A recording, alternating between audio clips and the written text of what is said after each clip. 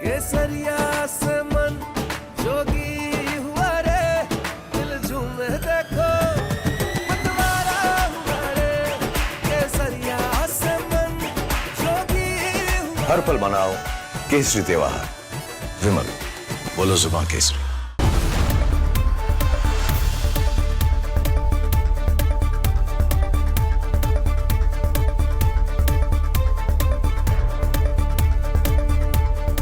नमस्कार, बहुत स्वागत है आपका। आप देख रहे हैं प्रहार। आपके साथ मैं हूं सलोनी श्रीवास्तव अजमेर। और प्रहार में सबसे पहले बात बांग्लादेश की, जहां अब खेल पलट चुका है। यूनुस बेनकाब हो चुका है और उसके सामने अब सिर्फ दो रास्ते बचे, या तो सत्ता छोड़े या फिर जान बचाकर कराची भागे, क्योंकि ढाका की गलियों में यूनुस की जमीन खिसक चुकी है। और आज तड़के चटगांव से जो तस्वीरें आई हैं वो सिर्फ हिंसा नहीं, वो यूनुस के शासन का असली चेहरा है। फिर से हिंदुओं को टारगेट किया गया है। एक हिंदू परिवार के घर के अंदर जिंदा जलाने की उन्हें कोशिश की गई है।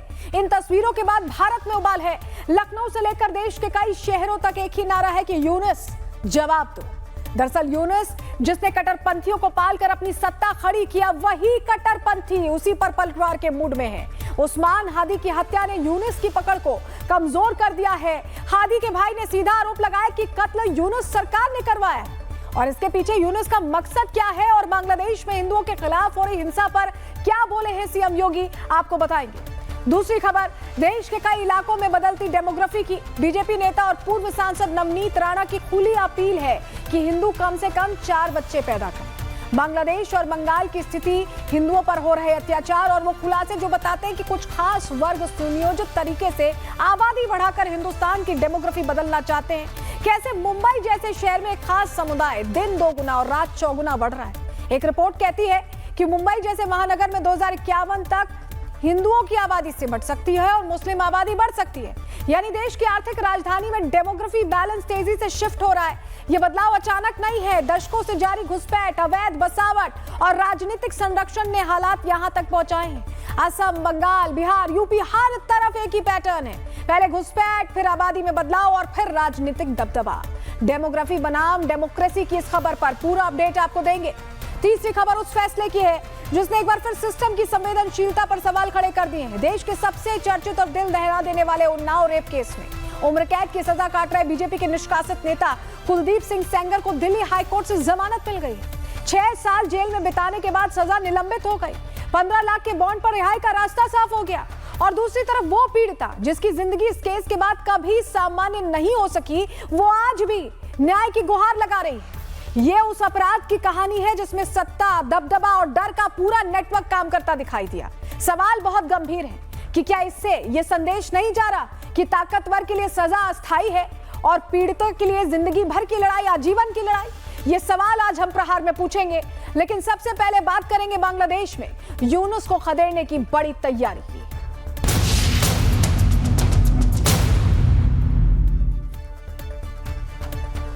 तो चलिए प्रहार की शुरुआत करेंगे आज की उस खबर के साथ जिसने मुल्ला यूनुस को एक्सपोज कर दिया है।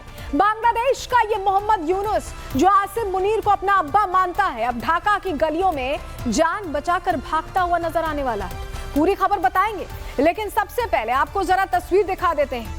तस्वीर आपके सामने रखेंगे, ये देखिए, जहां आज तड़के सुबह एक बार फिर जिहादियों ने एक हिंदू के घर पर हमला बोला। तस्वीरें बांग्लादेश के चटगांव की है, जहां एक हिंदू के घर में आग लगा दी गई। और ये आग उस वक्त लगाई गई जब घर के सारे सदस्य घर के अंदर ही मौजूद थे। कट्टरपंथियों ने बाहर से दरवाजे बंद कर केरोसिन छिड़का और चारों तरफ से घर को जला दिया।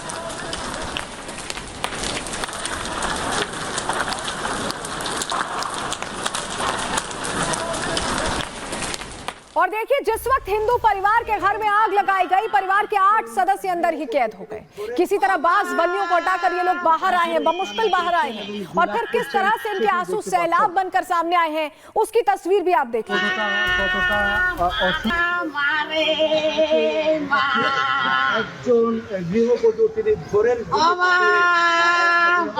কান্না করছেন এবং বিলাপ করছেন, সেটি দেখতে পাচ্ছেন। और देखिए यही तस्वीरें वो वजह है जिसके चलते पूरे भारत का हिंदू एक हो चुका है। कल हमने पूरे भारत से विरोध की तस्वीरें आपको प्रहार में दिखाई थी। आज भी ये विरोध प्रदर्शन देखिए जारी है। तस्वीरें लखनऊ से हैं जहां मुल्ला यूनुस के खिलाफ लोगों में भारी आक्रोश देखा जा रहा है।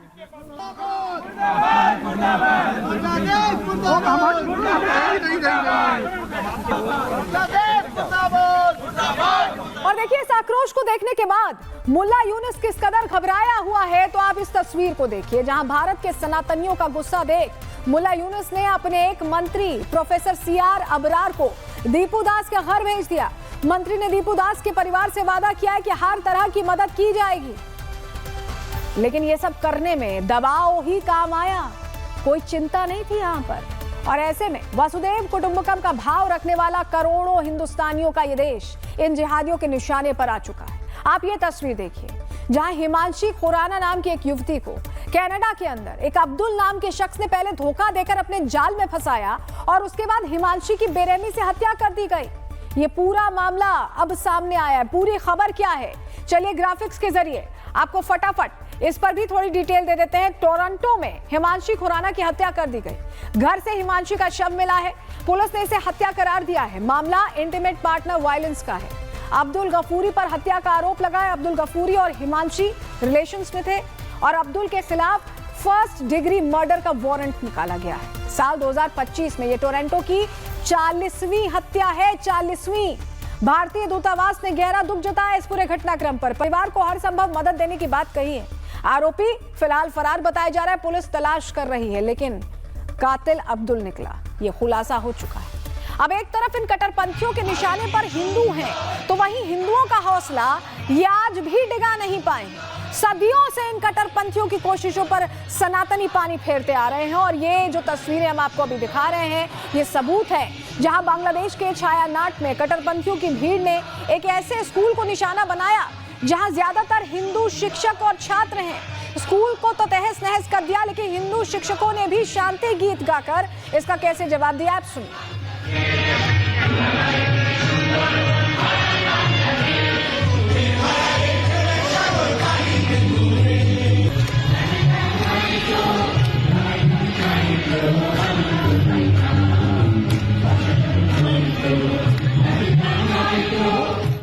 ढाका से कट्टरपंथ की बयार बहाने वाले इन जिहादियों को चिकन नेक करने की बहुत आदत पड़ चुकी है, लेकिन इनकी नेक पर ही नॉर्थ ईस्ट के लोग कैसे प्रहार करने वाले हैं वहीं के एक युवा से आप खुद सुन लीजिए। मैं बांग्लादेश के लोगों को कहना चाहता हूँ, नहीं मिलेगा शेख हसीना। आप उनको सौंप दे ये कह रहे हो, नहीं मिलेगा, क्योंकि भारत की शरण में जो आता है भारत उसकी रक्षा करता है, खासकर पॉलिटिकल असलम को लेकर। नहीं मिलेगा, भूल जाओ। और मैं आप सबको बोल रहा हूँ, थोड़ा औकात में रहना सीखो। तुम वहाँ नॉर्थ ईस्ट का नारा लगा रहे हो। हम यहाँ सोच रहे हैं कि सिलीगुड़ी कॉरिडोर को अब बड़ा करने का समय आ गया है और त्रिपुरा और मिजोरम को बीच दिलवाना है। हम ऐसा सोच रहे हैं। देखिए अब एक तरफ पूरा भारत मोहम्मद यूनुस के खिलाफ खड़ा हो चुका है, तो वहीं मुल्ला यूनुस के पाले गए ये कट्टरपंथी भी देखिए आप अब उसी पर पलटवार करने के लिए तैयारी कर रहे हैं। यूनुस अब ढाका की गलियों में भी ज्यादा देर तक सुरक्षित नहीं रह सकता, ये तस्वीरें यही बता रही हैं।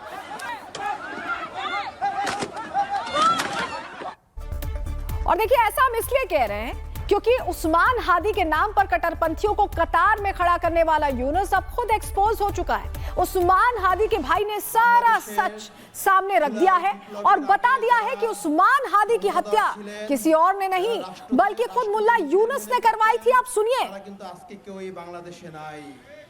আপনারা মনে রাখবেন, বাংলাদেশের জুলাই বিপ্লবের আগে যারা ক্ষমতাধর ছিলেন, যারা রাষ্ট্রকে নিজেদের মনে করতেন, তারা কিন্তু আজকে কেউই বাংলাদেশে নাই। তারা পালাতে বাধ্য হয়েছে। ওসমান হাদির বিচার যদি না হয়, আপনারাও একদিনে বাংলাদেশ থেকে পালাতে বাধ্য হবেন। मोहम्मद यूनुस आज अपने ही जाल में फंस चुका है। जिन कट्टरपंथियों के सहारे वो सत्ता का स्वाद चखना चाहता था, आज उसी बांग्लादेश के लोग उसे जहर चखाने के लिए बेताब हैं। और किस तरह बांग्लादेश के सेलिब्रिटी भी अब यूनुस के खिलाफ मैदान में आ चुके हैं, वहां की एक्ट्रेस रोकिया प्राची का बयान आपको सुनवाते हैं। In the first place, The interim government released from jail dozens of Islamist terrorists who were convicted of murder and terror acts, like Ansarullah Bangla team chief Jasimuddin Rahmanis, and so many more criminals, terrorists. So all these radicals are used to organize mobs who are attacking not only Amdiggers, but also any sane person opposing Yunus government. देखिए बांग्लादेश में ऐसी स्थिति बन चुकी है जहां एक तरफ यूनुस गैंग है तो वहीं दूसरी तरफ है हादी गैंग, और हादी गैंग को जनता का समर्थन है। ऐसे में यूनुस का जान बचना अब थोड़ा मुश्किल हो रहा है, जान बचाना मुश्किल हो चुका है। और पूरा मंजर क्या है, चलिए ग्राफिक्स के जरिए आपको फटाफट बता देते हैं। उस्मान हादी की बीते दिनों हुई हत्या, आपको पता है किस तरह से बंगाल उसके बाद जला। बांग्लादेश में कट्टरपंथियों ने हिंसा की और भारत पर हत्या के आरोप लगाकर जमकर हंगामा हुआ। अब हादी के भाई उमर हादी ने यूनुस की पोल खोल दी, अभी हमने आपको सुनवाया भी। हादी के भाई ने कहा कि यूनुस सरकार ने ही हत्या करवाई है हादी की। मकसद क्या है यूनुस सरकार का, यह भी एक्सपोज किया है। कहा है कि फरवरी में जो आम चुनाव होने वाले हैं वो यूनुस दरअसल टालना चाहते नहीं है कि फरवरी में चुनाव हो, उनकी सीट बची रहे। भाई ने धमकी भी दी है कि यूनुस को अब देश छोड़कर भागना पड़ेगा। हत्यारों की गिरफ्तारी के लिए 30 दिनों का अल्टीमेटम हादी के भाई ने दे दिया है और सीधे कह दिया है कि यूनुस को अब बर्दाश्त नहीं किया जाएगा। हादी गैंग ने मुल्ला यूनुस को 30 दिनों का अल्टीमेटम दे दिया है। तो वहीं यूनुस की पुलिस का कहना है कि उनका हाथ खाली है, वो नहीं जानते कि हमलावर कौन है और कहां से आया।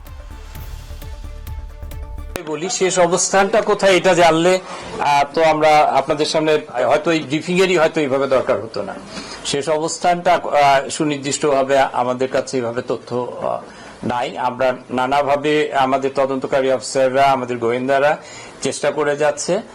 আর যেটা আপনি বলেছেন যে উনি সে আসামি বর্ডার পার হয়ে চলে গেছে, मतलब इतना समझिए कि मोहम्मद यूनुस अब चारों तरफ से घिर चुके हैं। ढाका में यूनुस कब तक सुरक्षित है, अब ये एक बड़ा सवाल है। तो इन सब के बीच अब पूर्व प्रधानमंत्री खालिदा जिया के बेटे तारिक रहमान भी 17 साल के बाद बांग्लादेश की जमीन पर कदम रखने जा रहे हैं और इसको लेकर बांग्लादेश में भी तैयारी शुरू हो चुकी है। आपको उसी तैयारी की तस्वीर दिखा रहे हैं।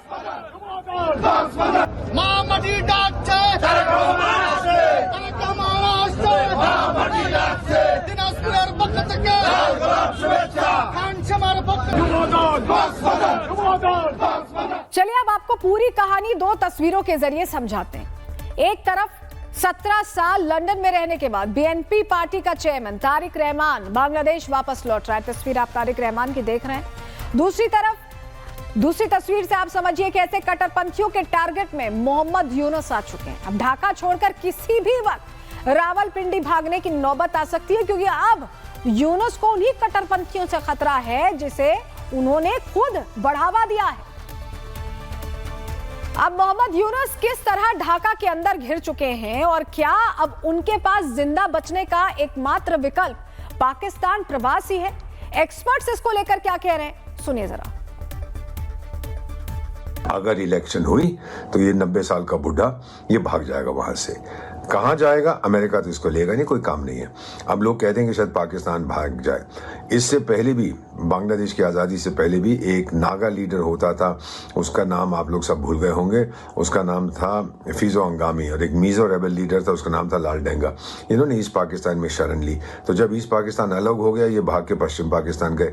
पश्चिम पाकिस्तान में उन्होंने कहा कि भाई भाग जाओ, तुम्हारा कोई काम नहीं है, यहाँ पे कोई लेना देना नहीं है। ये होता है हमेशा जब लोग अपने देश से गद्दारी करते हैं। तो समझे आप, मोहम्मद यूनुस कराची भाग सकते हैं और बहुत मुमकिन भी है, क्योंकि अगर यूनुस ने जरा भी देरी की तो शेख मुजीबुर रहमान की तरह उनके घर पर भी हमला हो सकता है। और बांग्लादेश में सियासी मर्डर्स का एक काला इतिहास भी रहा है। तो अब यूनुस की डर की वजह भी यही है, क्योंकि बांग्लादेश में तो ये सब होता रहता है और फिर हो गया तो क्या करेंगे। और ऐसे में अब मुल्ला यूनुस के पास पाकिस्तान ही एकमात्र विकल्प है, क्योंकि यही वो पाकिस्तान है जिसने यूनुस को इस हाल में डाला है। और आज यूनुस की आपको हालत दिखा रहे हैं, किस तरह की स्थिति बन गई है कि पाकिस्तान के छुट भैया नेता कॉमेडी कर रहे हैं उनके नाम पर। और आपको सुनवाते हैं, जरा सुनिए। किसी ने मेरी निगाह उठा के बांग्लादेश की तरफ देखा ना, तो पाकिस्तानी अवाम, पाकिस्तानी अफवाज और हमारे मिसाइल आपसे दूर नहीं है। ऑपरेशन मार्का हक बुनियानुल मरसूस के अंदर जिस तरह हमने आपको नाको चौने चबवाए थे ना, वो दोबारा कर लेंगे, कोई बड़ी बात नहीं है। अब बांग्लादेश को तालीम, तिजारत, टेक्नोलॉजी और दिफा में पाकिस्तान के साथ अपने ताल्लुकात को फरोग देने की जरूरत है। और ये कोई नफरत का पैगाम नहीं है, ये किसी मुल्क के खिलाफ इत्तेहाद नहीं है, ये हमारा बुनियादी दिफाई हक है। तो आज की अपडेटेड खबर बांग्लादेश से यही है कि मुल्ला यूनुस कट्टरपंथियों के बीच पूरी तरह एक्सपोज हो चुका है। दूसरी तरफ यूनुस का पाकिस्तानी लिंक भी पकड़ा गया है और इसके बाद अब क्या होने वाला है, चलिए ग्राफिक्स के जरिए आपको बताते हैं। बांग्लादेश में हिंसा के पीछे मुनीर का हाथ है और मुनीर ने ढाका में कट्टरपंथी फैलाए। यूनुस को झांसे में लेकर हिंसा करवाई गई और ढाका में आईएसआईएस के झंडे दिखे थे, हमने आपको प्रहार में दिखाया भी था। अब मुनीर और यूनुस की पोल खुल रही है। ढाका पर भारत के एक्शन से पाकिस्तान तिलमिला रहा है। पाकिस्तान के छुटभैया नेता ने पोल खोल दी, बोला कि ढाका को कुछ किया तो हम जवाब देंगे। लेकिन मुनीर खौफ में है कि अगर पोल खुली तो ऑपरेशन सिंदूर 2.0 वक्त से पहले कहीं लॉन्च ना हो जाए, क्योंकि किस तरह की बर्बादी हुई थी उससे अभी भी उबरे नहीं है मुनीर। मतलब यूनुस के लिए कहीं भी सुकून नहीं है। अगर मोहम्मद यूनुस पाकिस्तान भागता भी है तो ऑपरेशन सिंदूर 2.0 की जद भी आ सकता है, जद में भी आ सकता है। तो वहीं मुनीर के भरोसे पाकिस्तान भागने की फिराक में यूनुस को यह भी जान लेना चाहिए कि वहां खुद मुल्ला मुनीर के खिलाफ मौलानाओं ने ही मोर्चा खोल दिया है। आप सुनिए। तसलसल क्यों दिया? हम खत्म करना चाहते हैं, हमारे नजदीक सब कुछ खत्म हो चुका है और वो कहते हैं नहीं, जिंदा है, जिंदा है। देहातों में छोटे मदरसों के अंदर जहाँ के गरीब मौलवी साहब वहाँ पढ़ा रहा होता है, वहाँ पर उनका थानेदार जाता है, रौब-दाब करके उनको खौफ में मुब्तला करता है, हरासा करता है और फिर कहा जाता है आप पाकिस्तान को मदारिस्तान बनाना चाहते हैं। बाबा, हमने तो आपको नहीं कहा कि आपके हाथों से पाकिस्तान मसाइलिस्तान बन गया है।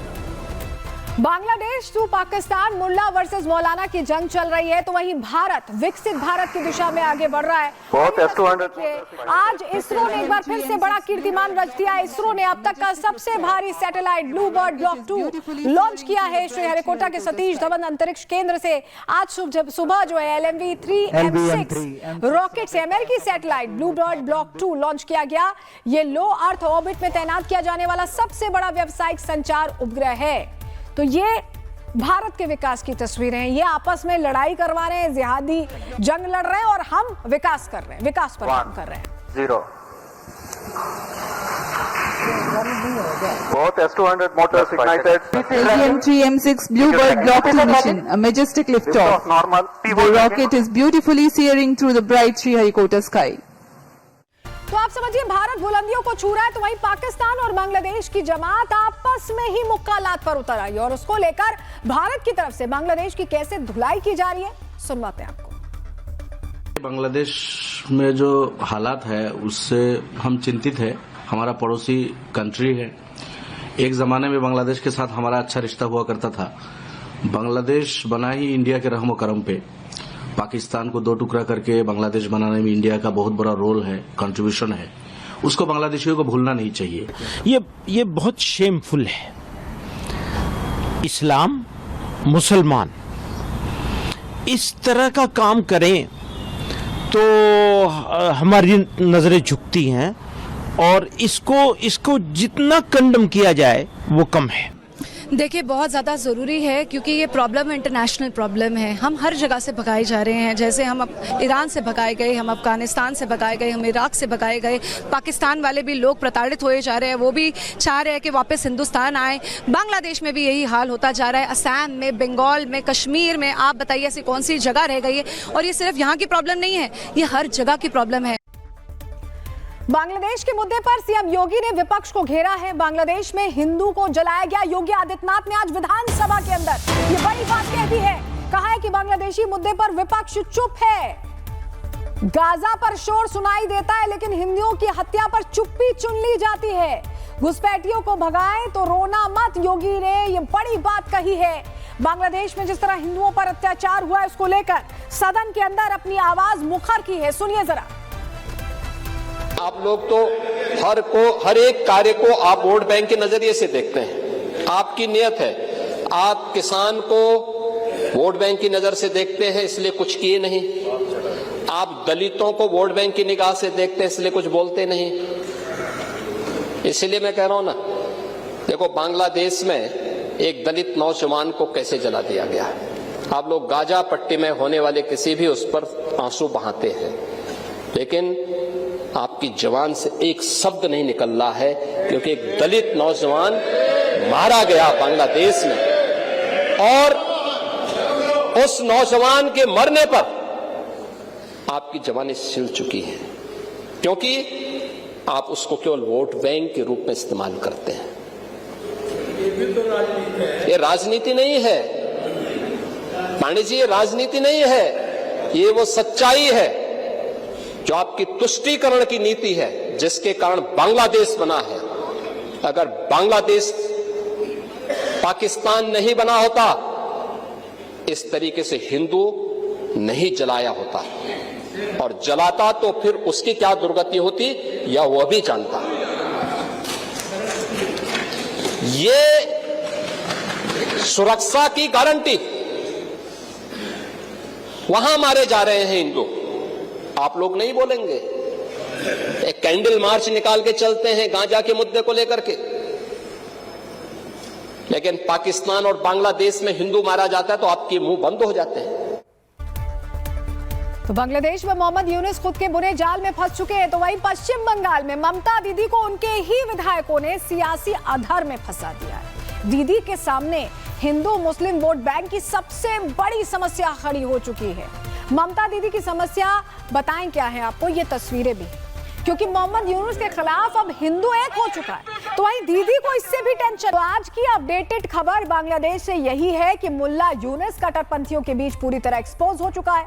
दूसरी तरफ यूनुस का पाकिस्तानी लिंक भी पकड़ा गया है, और इसके बाद अब क्या होने वाला है, चलिए ग्राफिक्स के जरिए आपको बताते हैं। बांग्लादेश में हिंसा के पीछे मुनीर का हाथ है, और मुनीर ने ढाका में कट्टरपंथी फैलाए। यूनुस को झांसे में लेकर हिंसा करवाई गई, और ढाका में आईएसआई के झंडे दिखे थे, हमने आपको प्रहार में दिखाया भी था। अब मुनीर और यूनुस की पोल खुल रही है। ढाका पर भारत के एक्शन से पाकिस्तान तिलमिला रहा है। पाकिस्तान के छुटभैया नेता ने पोल खोल दी, बोला कि ढाका को कुछ किया तो हम जवाब देंगे। लेकिन मुनीर खौफ में है कि अगर पोल खुली तो ऑपरेशन सिंदूर 2.0 वक्त से पहले कहीं लॉन्च ना हो जाए, क्योंकि किस तरह की बर्बादी हुई थी उससे अभी भी उबरे नहीं है मुनीर। मतलब यूनुस के लिए कहीं भी सुकून नहीं है। अगर मोहम्मद यूनुस पाकिस्तान भागता भी है तो ऑपरेशन सिंदूर 2.0 की जद भी आ सकता है, जद में भी आ सकता है। तो वहीं मुनीर के भरोसे पाकिस्तान भागने की फिराक में यूनुस को यह भी जान लेना चाहिए कि वहां खुद मुल्ला मुनीर के खिलाफ मौलानाओं ने ही मोर्चा खोल दिया है। आप सुनिए। तसलसल क्यों दिया? हम खत्म करना चाहते हैं, हमारे नजदीक सब कुछ खत्म हो चुका है, और वो कहते हैं नहीं, जिंदा है, जिंदा है। देहातों में छोटे मदरसों के अंदर जहाँ के गरीब मौलवी साहब वहाँ पढ़ा रहा होता है, वहाँ पर उनका थानेदार जाता है, रौब-दाब करके उनको खौफ में मुब्तला करता है, हरासा करता है, और फिर कहा जाता है आप पाकिस्तान को मदारिस्तान बनाना चाहते हैं। बाबा, हमने तो आपको नहीं कहा कि आपके हाथों से पाकिस्तान मसाइलिस्तान बन गया है। बांग्लादेश टू पाकिस्तान, मुल्ला वर्सेस मौलाना की जंग चल रही है, तो वहीं भारत विकसित भारत की दिशा में आगे बढ़ रहा है। आज इसरो ने एक बार फिर से बड़ा कीर्तिमान रच दिया। इसरो ने अब तक का सबसे भारी सैटेलाइट ब्लूबर्ड ब्लॉक 2 लॉन्च किया है श्रीहरिकोटा के सतीश धवन अंतरिक्ष केंद्र से। आज सुबह जो है LMV-3M6 रॉकेट से अमेरिकी सैटेलाइट ब्लूबर्ड ब्लॉक 2 लॉन्च किया गया। ये लो अर्थ ऑर्बिट में तैनात किया जाने वाला सबसे बड़ा व्यावसायिक संचार उपग्रह है। तो ये भारत के विकास की तस्वीरें हैं। ये आपस में लड़ाई करवा रहे हैं, जिहादी जंग लड़ रहे हैं, और हम विकास कर रहे हैं, विकास पर काम कर रहे हैं। 0 both S-200 motors ignited. LM-3M6 Bluebird Block 2 mission, a majestic liftoff. The rocket is beautifully searing through the bright Sriharikota sky. तो आप समझिए, भारत बुलंदियों को छू रहा है, तो वहीं पाकिस्तान और बांग्लादेश की जमात आपस में ही मुक्कालात पर उतर आई, और उसको लेकर भारत की तरफ से बांग्लादेश की कैसे धुलाई की जा रही है, सुनवाते हैं आपको। बांग्लादेश में जो हालात है उससे हम चिंतित है। हमारा पड़ोसी कंट्री है। एक जमाने में बांग्लादेश के साथ हमारा अच्छा रिश्ता हुआ करता था। बांग्लादेश बना ही इंडिया के रहमो करम पे। पाकिस्तान को दो टुकड़ा करके बांग्लादेश बनाने में इंडिया का बहुत बड़ा रोल है, कंट्रीब्यूशन है। उसको बांग्लादेशियों को भूलना नहीं चाहिए। ये बहुत शेमफुल है। इस्लाम, मुसलमान इस तरह का काम करें तो हमारी नजरें झुकती हैं, और इसको जितना कंडम किया जाए वो कम है। देखिए बहुत ज़्यादा ज़रूरी है क्योंकि ये प्रॉब्लम इंटरनेशनल प्रॉब्लम है। हम हर जगह से भगाए जा रहे हैं, जैसे हम ईरान से भगाए गए, हम अफगानिस्तान से भगाए गए, हम इराक से भगाए गए। पाकिस्तान वाले भी लोग प्रताड़ित हुए जा रहे हैं, वो भी चाह रहे हैं कि वापस हिंदुस्तान आए। बांग्लादेश में भी यही हाल होता जा रहा है, असम में, बंगाल में, कश्मीर में। आप बताइए ऐसी कौन सी जगह रह गई है? और ये सिर्फ यहाँ की प्रॉब्लम नहीं है, ये हर जगह की प्रॉब्लम है। बांग्लादेश के मुद्दे पर सीएम योगी ने विपक्ष को घेरा है। बांग्लादेश में हिंदू को जलाया गया। योगी आदित्यनाथ ने आज विधानसभा के अंदर ये बड़ी बात कह दी है। कहा है कि बांग्लादेशी मुद्दे पर विपक्ष चुप है। गाजा पर शोर सुनाई देता है लेकिन हिंदुओं की हत्या पर चुप्पी चुन ली जाती है। घुसपैठियों को भगाएं तो रोना मत, योगी ने ये बड़ी बात कही है। बांग्लादेश में जिस तरह हिंदुओं पर अत्याचार हुआ है उसको लेकर सदन के अंदर अपनी आवाज मुखर की है। सुनिए जरा। आप लोग तो हर एक कार्य को आप वोट बैंक के नजरिए से देखते हैं। आपकी नियत है, आप किसान को वोट बैंक की नजर से देखते हैं इसलिए कुछ किए नहीं। आप दलितों को वोट बैंक की निगाह से देखते हैं इसलिए कुछ बोलते नहीं। इसलिए मैं कह रहा हूं ना, देखो बांग्लादेश में एक दलित नौजवान को कैसे जला दिया गया है। आप लोग गाजा पट्टी में होने वाले किसी भी उस पर आंसू बहाते हैं, लेकिन आपकी जवान से एक शब्द नहीं निकल रहा है क्योंकि एक दलित नौजवान मारा गया बांग्लादेश में, और उस नौजवान के मरने पर आपकी जवानी छिल चुकी है क्योंकि आप उसको केवल वोट बैंक के रूप में इस्तेमाल करते हैं। ये राजनीति नहीं है पांडे जी, ये राजनीति नहीं है, ये वो सच्चाई है जो आपकी तुष्टीकरण की नीति है जिसके कारण बांग्लादेश बना है। अगर बांग्लादेश पाकिस्तान नहीं बना होता, इस तरीके से हिंदू नहीं जलाया होता, और जलाता तो फिर उसकी क्या दुर्गति होती या वह भी जानता। ये सुरक्षा की गारंटी, वहां मारे जा रहे हैं हिंदू, आप लोग नहीं बोलेंगे। एक कैंडल मार्च निकाल के चलते हैं गांजा के मुद्दे को लेकर के, लेकिन पाकिस्तान और बांग्लादेश में हिंदू मारा जाता है तो आपके मुंह बंद हो जाते हैं। तो बांग्लादेश में मोहम्मद यूनुस खुद के बुरे जाल में फंस चुके हैं, तो वहीं पश्चिम बंगाल में ममता दीदी को उनके ही विधायकों ने सियासी अधर में फंसा दिया है। दीदी के सामने हिंदू मुस्लिम वोट बैंक की सबसे बड़ी समस्या खड़ी हो चुकी है।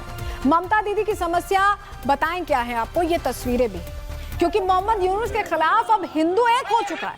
तो वहीं दीदी को इससे भी टेंशन है क्योंकि दीदी का मानना है कि अगर हिंदू एक होता है तो उनके लिए ये बड़ी सियासी परेशानी बन सकती है।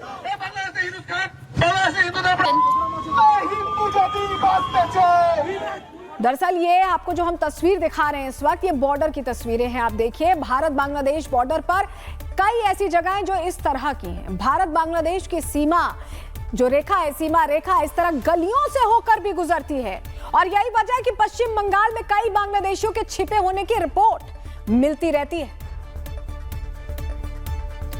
ये बांग्लादेशी लगातार पश्चिम बंगाल की डेमोग्राफी के साथ छेड़छाड़ कर रहे हैं, और इसका एक सबूत ये तस्वीरें हैं जहां बाबर प्रेमियों की संख्या, इसका सबूत है हुमायूं कबीर की नई बाबरी में। ये बाबर प्रेमियों का सैलाब है जिसकी तस्वीर हम आपको दिखा रहे हैं। लेकिन ये भी समझिए कि इन बाबर प्रेमियों का कैसे इलाज होने वाला है, कैसे नई बाबरी बनेगी या बनने से पहले ही टूटेगी, इसको लेकर अब सियासत तेज हो चुकी है। बाबर गैंग पर कैसे सियासत फायर हो रही है, बयान आपको सुनवाने जा रहे हैं। ममता बनर्जी कबीर को जानबूझ करके अभी तक गिरफ्तार नहीं की है। बाबरी मस्जिद का शिलान्यास हो रहा है, ये आक्रांताओं के नाम पे हो रहा है। आप मैदान में उतर के आप ये नहीं सोच सकते कि मेरे पीछे मेरे साथीदार कितने खड़े हैं। मैं मैदान में खड़ी हूँ और मेरी जंग जारी रहेगी। जितना भी जोर मुझसे लगेगा हमारे लोगों को जगाने के लिए मैं जरूर जगाऊंगी। एक काम किया, घटिया काम किया, घर में घुस के, अंदर घुस के एक 75 इयर्स का ओल्ड पर्सन हरगोविंद दास और उनका 40 साल का लड़का, नौजवान लड़का को जिस तरीके से काट के खून किया है, जिस तरीके से ब्रूटली अटैक किया है, किल किया है, ये इसका पनिशमेंट लाइफ इम्प्रिजनमेंट नहीं हो सकता है। जब बंगाल की बाबरी को लेकर बवाल मचा हुआ है तो वहीं अयोध्या के राम मंदिर में गुमनाम भक्त ने 200 करोड़ की प्रतिमा, राम जी की प्रतिमा भेंट की है। आप तस्वीरों में देखिए, सोने की चमक वाली इस प्रतिमा में हीरा, पन्ना और कई रत्न जड़े हुए हैं। इसे कर्नाटक के गुमनाम भक्त ने दान किया है। मंगलवार शाम प्रतिमा कर्नाटक से अयोध्या लाई गई है और ये और खूबसूरती ला रही है अयोध्या में। ये तस्वीर देखिए। हरि अनंत हरि कथा अनंता, कहि सुनहि बहु विधि सब। अयोध्या में 200 करोड़ की प्रतिमा भेंट की जा रही है तो वहीं पश्चिम बंगाल में बाबरी के जवाब में अब श्री कृष्ण मंदिर बनाने का दावा किया जा रहा है। और ये दावा कोई और नहीं बल्कि ममता के ही एक और विधायक हैं, जाकिर हुसैन। वो ये दावा कर रहे हैं, उनकी तरफ से बड़ी बातें आई हैं। लेकिन ममता की इस नई सियासत से हुमायूं कबीर तिलमिला उठे। ममता के विधायक ने मंदिर बनाने की बात कही तो हुमायूं कबीर ने मुसलमानों को खुश करने के लिए अपनी एकमात्र हिंदू नेता निशा चटर्जी को भी पार्टी से बाहर का रास्ता दिखा दिया। सुनिए।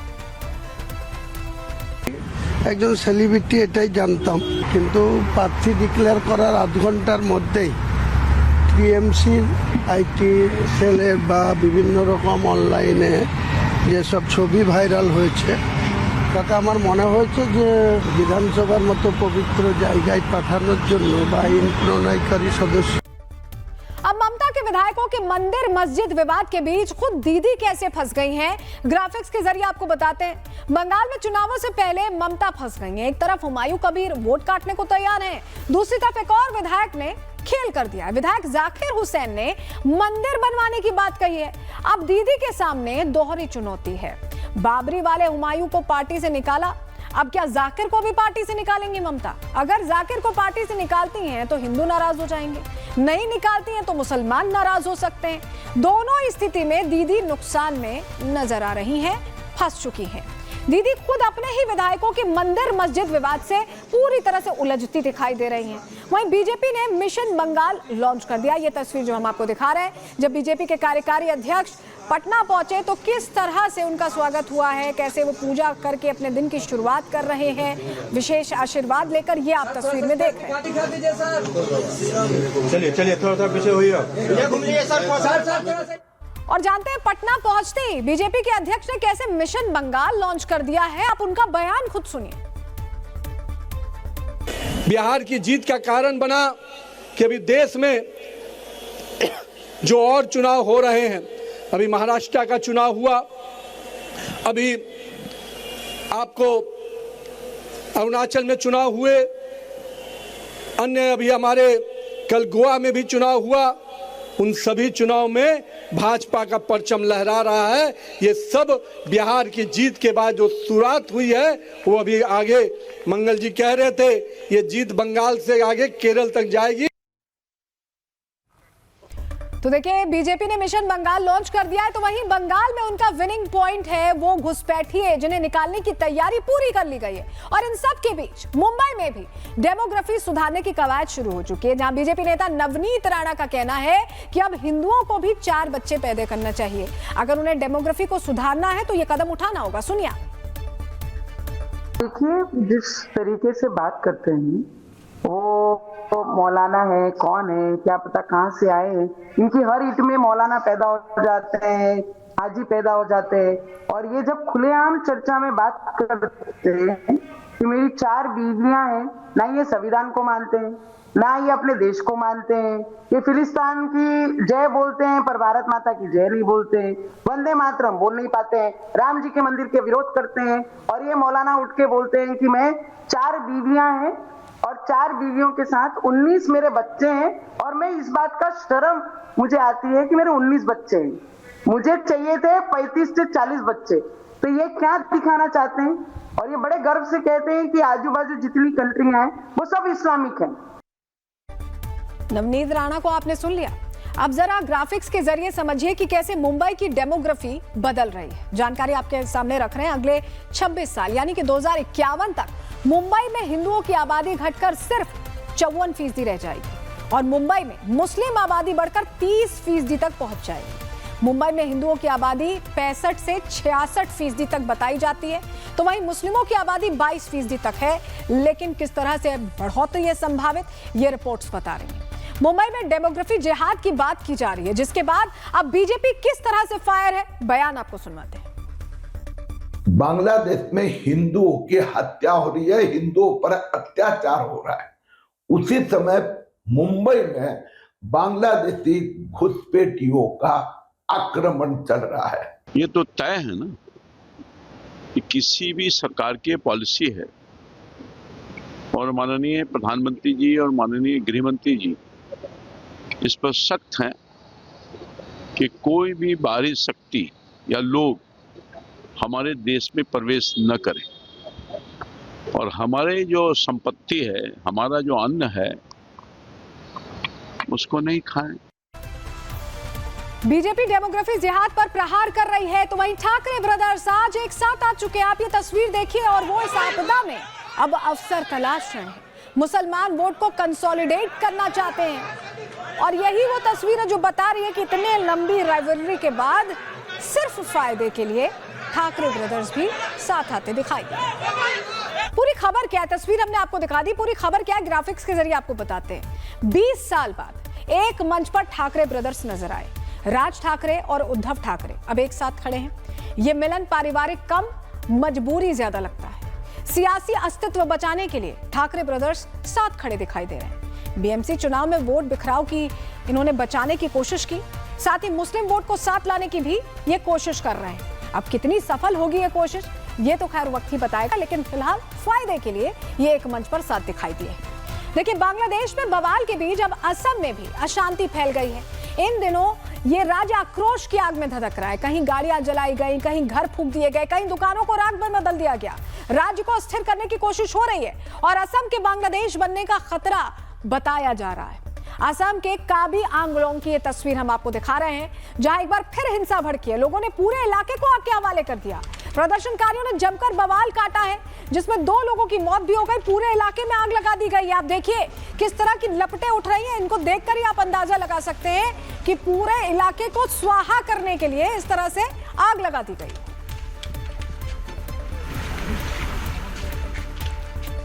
और देखिए, असम में हालात इतने बेकाबू हो गए कि पुलिस को लाठीचार्ज करना पड़ा। उसकी भी तस्वीर दिखा रहे हैं। पुलिस ने प्रदर्शनकारियों को तितर बितर करने के लिए लाठियां बरसाई हैं। अब सवाल है कि आखिर असम में ये हिंसा क्यों फैली, आखिर असम में ये खून खराबा क्यों हुआ। हम आपको विस्तार से इस पर पूरी जानकारी देंगे, लेकिन तस्वीर देख लीजिए पहले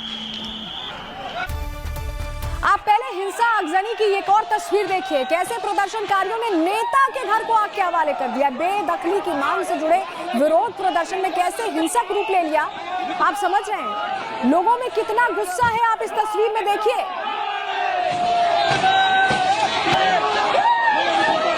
और अलग अलग तस्वीरें सामने आई हैं। खैरोनी बाजार में भीड़ ने पहले भारी हिंसा की, उसके बाद घरों में आग लगा दी।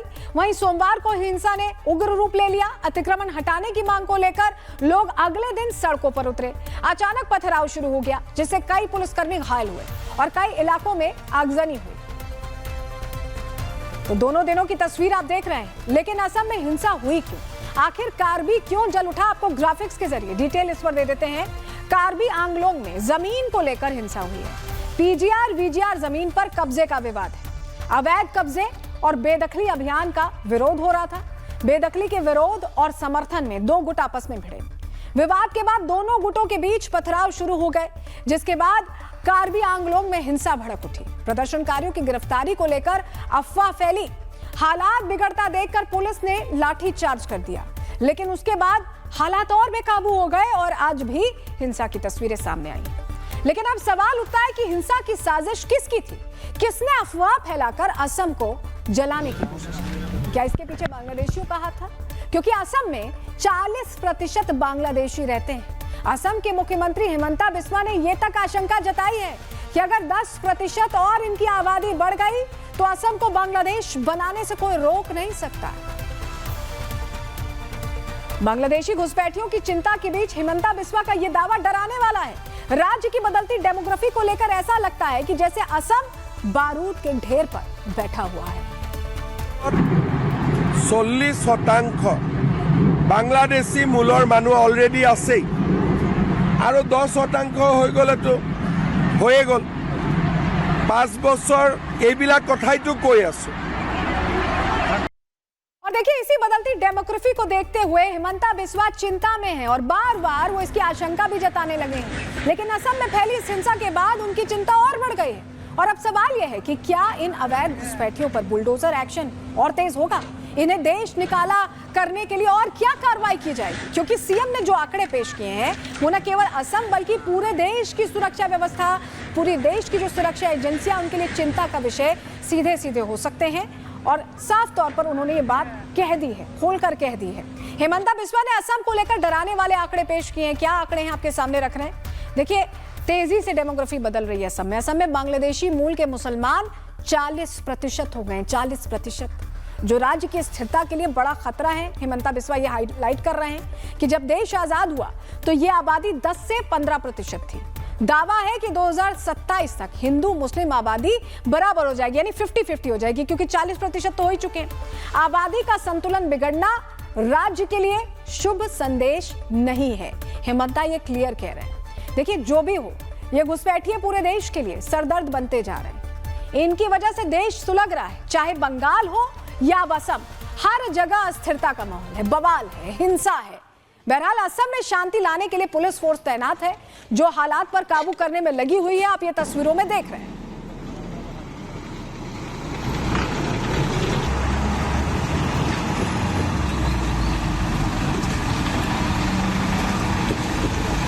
तो पुलिस की मुस्तैदी आप इन तस्वीरों में देख रहे हैं। और असम के ताजा हालात क्या है आपको ग्राफिक्स के जरिए चलिए फटाफट बता देते हैं। असम में हिंसा के बाद जो स्थिति है, कुछ इलाकों में कर्फ्यू लगाया गया है, चप्पे चप्पे पर पुलिस की तैनाती, हमने आपको तस्वीर भी दिखाई। शांति बनाए रखने की अपील लोगों से की जा रही है। इंटरनेट फिलहाल बंद कर दिया गया है और सोशल मीडिया पर कोई भड़काऊ पोस्ट ना हो, इसको लेकर पैनी निगाहें रखी गई हैं। आखिर असम क्यों सुलग रहा है? इस हिंसा के पीछे किसकी साजिश है जिसने छोटे से विरोध प्रदर्शन को हिंसा की आग में झोंक दिया? पूरी रिपोर्ट के जरिए आपको खबर बताते हैं।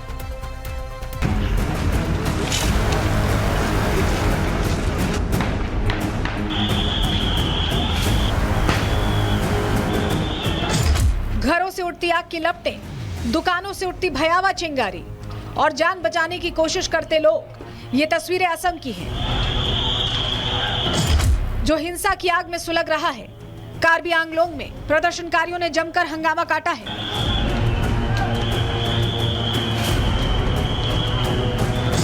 कहीं गाड़ियों में आग लगा दी गई तो कहीं पत्थरबाजी की गई। इस पूरी घटना में 2 लोगों की मौत हो गई है, जबकि 38 पुलिसकर्मियों समेत कम से कम 45 लोग घायल हो गए। प्रदर्शनकारियों पर काबू पाने के लिए जब पुलिस ने लाठीचार्ज किया तो हालात और बदतर हो गए। अतिक्रमण हटाने की मांग को लेकर शुरू हुआ आंदोलन हिंसक झड़प में बदल गया। प्रदर्शन की आड़ में दुकानों में लूटपाट की गई। उपद्रवियों ने गाड़ियों में आग लगा दी। एक नेता के घर में घुसकर तोड़फोड़ की। पूरे घर को प्रदर्शनकारियों ने आग के हवाले कर दिया। हालात को काबू में करने के लिए प्रशासन ने इंटरनेट सेवाएं बंद कर दी हैं और कर्फ्यू लगा दिया है। हालांकि हालात अब भी टेंस्ड हैं। इलाके में शांति कायम रखने के लिए अतिरिक्त सुरक्षा बलों की तैनाती की गई है। अधिकारियों ने बीएनएस की धारा 163 लागू कर दी है, जिसके तहत 5 या उससे ज्यादा लोगों के जमावड़े, रैलियां, मशाल जुलूस पर रोक लगा दी गई है। शाम 5 बजे से सुबह 6 बजे के बीच आवागमन बंद है। चप्पे चप्पे पर पुलिस बल की तैनाती है। बांग्लादेश में जारी हिंसा और राजनीतिक अस्थिरता के चलते असम को भी हाई अलर्ट पर रखा गया है, क्योंकि बांग्लादेश में बवाल के बीच ही असम में अशांति फैल गई है। इस बीच बांग्लादेशी घुसपैठियों की चिंता के बीच असम के मुख्यमंत्री हिमंता बिस्वा शर्मा ने राज्य की बदलती डेमोग्राफी को लेकर अब तक का सबसे सनसनीखेज दावा किया है। उन्होंने साफ शब्दों में कहा है कि असम एक बारूद के ढेर पर बैठा है। यहाँ बांग्लादेशी मूल के लोगों की आबादी अब 40% तक पहुँच गई है। 40% বাংলাদেশী মূলৰ মানুহ অলৰেডি আছে আৰু 10% হৈ গলেতো হয়ে গল 5 বছৰ এইবিলাক কথাই তো কৈ আছো। असम में तेजी से हो रहा डेमोग्राफिक चेंज और बढ़ती हिंसा का डर अब हर दरवाजे पर दस्तक दे रहा है। सवाल सिर्फ हिंसा का नहीं है, सवाल है राज्य की स्थिरता का, देश की सुरक्षा का। क्या असम को अंदर से खोखला किया जा रहा है? Bureau report, Republic Bharat. और हेमंता कैसे इसका सोल्यूशन करते हैं इस पर हमारी नजर है, क्योंकि हेमंता बहुत एक्टिव हैं और बहुत एक्टिवली बड़ी बातें भी कह रहे हैं। तो ऐसे में कार्रवाई क्या होगी इस पर नजर रहेगी। आगे बढ़ रहे हैं, भारत के दो भगोड़ों की बात कर लेते हैं। दो भगोड़े कारोबारी, दो बड़े कारोबारी विजय माल्या और ललित मोदी एक बार फिर सुर्खियों में। सोशल मीडिया पर दोनों की बेशर्मी ने नया भूचाल ला दिया है।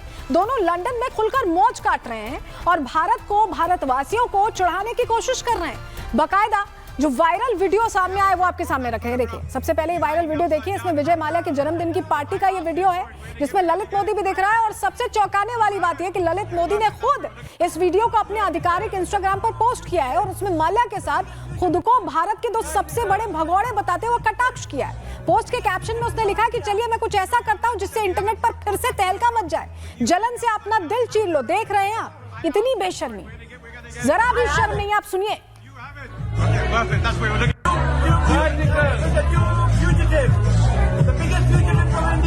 You know, you're lucky that we haven't brought that photograph with you hanging upside down in front of it. I asked it for it. We're gonna get it. I have it. सुना आपने, कह रहे हैं biggest fugitive from India, दो सबसे बड़े भगोड़े, ये बता रहे हैं वो।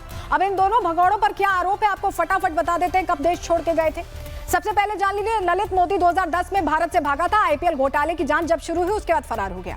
विजय माल्या के बारे में बता देते हैं, मार्च 2016 में भारत छोड़ा इसने। एयरलाइंस के कर्ज डिफॉल्ट के मामले की जांच के बाद यह भी फरार हो गया। ललित मोदी पर क्या आरोप है? आईपीएल से जुड़ी वित्तीय अनियमितताओं का आरोप है, विदेशी मुद्रा को उल्लंघन, मनी लॉन्ड्रिंग, टैक्स चोरी। बीसीसीआई ने 2013 में आजीवन प्रतिबंध लगा दिया था और 125 करोड़ की कथित रिश्वत का आरोप है। इसके अलावा विजय माल्या पर क्या आरोप है? 17 बैंकों से लगभग 9,000 करोड़ रुपए का डिफॉल्ट किया इसने, धोखाधड़ी की है, आपराधिक साजिश का आरोप है, मनी लॉन्ड्रिंग का यह आरोपी है, लोन की राशि का दुरुपयोग इसने किया। सीबीआई और ईडी की जांच चल रही है, कुछ राशि रिकवर हुई है। लंदन में प्रत्यर्पण प्रक्रिया एडवांस स्टेज पर है, लेकिन देरी हो रही है। लेकिन इस तरह की जब वीडियोस आती तो ऐसा लगता है कि ये दोनों भगोड़े देश को, देश की 140 करोड़ जनता को चैलेंज दे रहे हैं। और ये चैलेंज भारत सरकार को भी है कि इन्हें पकड़ कर लाए, नहीं तो ये ऐसे वीडियो बनाते रहेंगे और ये लगेगा कि सभी बच सकते हैं। रुके एक छोटे से ब्रेक ले, जल्द लौट रहे हैं। केसरिया से मन जोगी हुआ रे, दिल झूमे देखो मतवारा हुआ रे। केसरिया से मन जोगी हुआ। हर पल मनाओ केसरी त्योहार। विमल, बोलो जुबान केसरी।